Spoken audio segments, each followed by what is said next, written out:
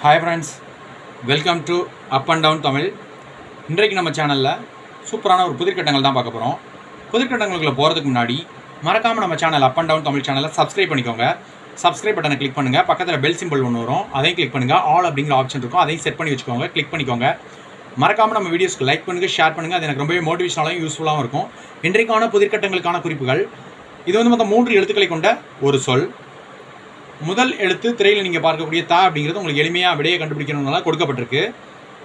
மேலும் ஒரு குறிப்பு சொல்கிறேன். புராண காலங்கள் இதிகாசங்களில் வரக்கூடிய ஒரு கதாபாத்திரத்தின் பெயர்னு கூட சொல்லலாம், ஒரு கதாபாத்திரம்னு கூட சொல்லலாம். மேலும் ஒரு குறிப்பு சொல்கிறேன்.